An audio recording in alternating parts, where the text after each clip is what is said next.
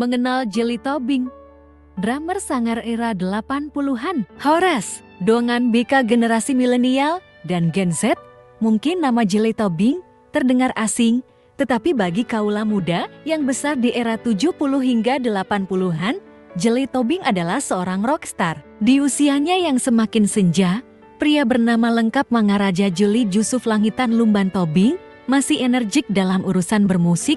Tidak heran, DNA musik miliknya turun hingga ke sang anak, Iqmal Tobing.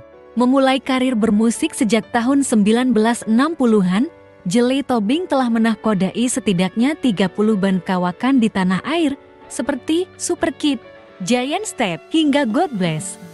Lalu, seperti apa kisah perjalanan hidup Jelly Tobing?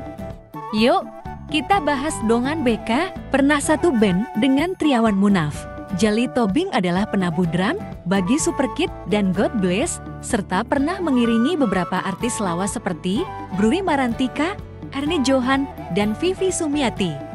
Menariknya, Jelly Tobing sempat bergabung dengan Giant Step untuk mengisi drum di album Deregetan.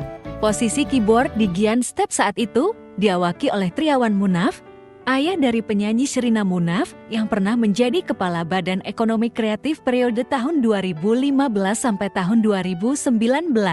Giant Step merupakan grup musik yang beraliran progresif rock. Lagu Geregetan kemudian dinyanyikan kembali oleh Sherina Munaf pada tahun 2009, memecahkan rekor 10 jam bermain drum non-stop. Jelly Tobing pernah memecahkan rekor bermain drum selama 10 jam tanpa henti di Drive-In Theater Ancol, Jakarta. Sebelumnya, Jelly Tobing telah sukses bermain drum selama 8 jam.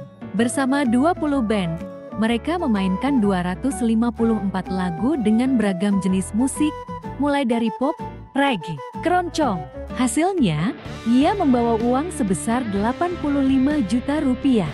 Sebagian dari uang tersebut digunakan untuk membeli rumah yang ditempatinya. Jelly Tobing awalnya merupakan pemain bass. Namun, nasibnya berubah ketika berada di band pertamanya yang mengharuskan menjadi seorang drummer. Alhasil, keputusannya membuahkan hasil positif di kemudian hari, mewariskan DNA musik ke anaknya, Iqmal Tobing.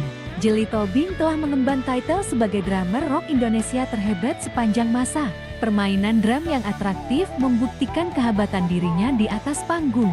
Nampaknya, skill menabuh drum yang ia miliki telah menurun ke anaknya, Iqmal Tobing, yang menjadi drummer bagi musisi legendaris Ahmad Dhani. Iqmal Tobing juga sempat menjalani pendidikan di Institut Musik Indonesia (EMI). Bahkan, Iqmal Tobing berniat untuk mengalahkan rekor bermain drum sang ayah, yaitu selama 17 jam 8 menit 45 detik. Hingga kini, Iqmal Tobing masih mempersiapkan mental dan fisik untuk dapat menyelesaikannya.